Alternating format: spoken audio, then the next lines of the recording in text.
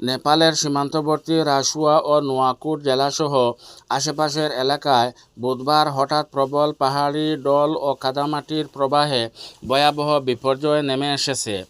বুতেকুশি ও ত্রিশুলি নদী উপত্যকায় ভয়াবহ বন্যায় অন্তত 157 জন থেকে 160 জনের মরদেহ উদ্ধার করা হয়েছে।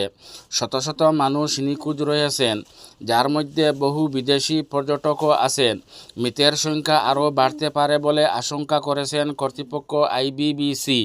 হঠাৎ প্রবল জলপ্রবাহ সৃষ্টি হওয়ার কারণে গ্রামের পর গ্রাম তলিয়ে যায়, বাড়িঘর, সেতু, সড়ক ও জলবিদ্যুৎ প্রকল্প ভেসে যায় বা কাদায় চাপা পড়ে। অন্তত 19টি সেতু, প্রায় 400 মেগাওয়াট বিদ্যুৎ উৎপাদন ক্ষমতাও ক্ষতিগ্রস্ত হয়েছে।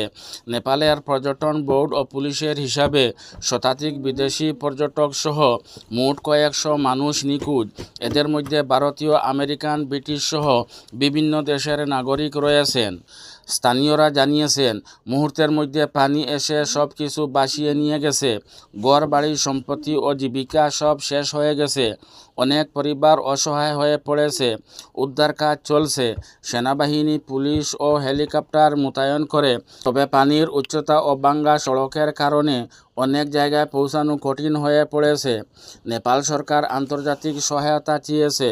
জাতিসংঘ সহ বিভিন্ন দেশ উদ্ধার ও ত্রাণ সহায়তায় এগিয়ে আসছে। প্রধানমন্ত্রী ও সরকারি কর্মকর্তারা এলাকায় ত্রাণ ও উদ্ধার তৎপরতা জোরদার করার নির্দেশ দিয়েছেন। এই বিপর্যয়ে ক্ষতিগ্রস্ত পরিবারগুলো এখন বিশ্বের কাছে সাহায্যের আহ্বান জানাচ্ছে। ঘরবাড়ি হারিয়ে আশ্রয়হীন মানুষদের জরুরি ত্রাণ, চিকিৎসা ও পুনর্বাসন সহায়তা প্রয়োজন। কর্তৃপক্ষ আরও সতর্কতা জারি করেছে, কারণ উজানে এখনও বাধা থাকতে পারে এবং দ্বিতীয় দফা বন্যার আশঙ্কা রয়েছে। উদ্ধার কাজ ও ত্রাণ বিতরণ অব্যাহত রয়েছে। হতাহতের সঠিক সংখ্যা ও ক্ষয়ক্ষতির পূর্ণ চিত্র এখনও স্পষ্ট হয়নি।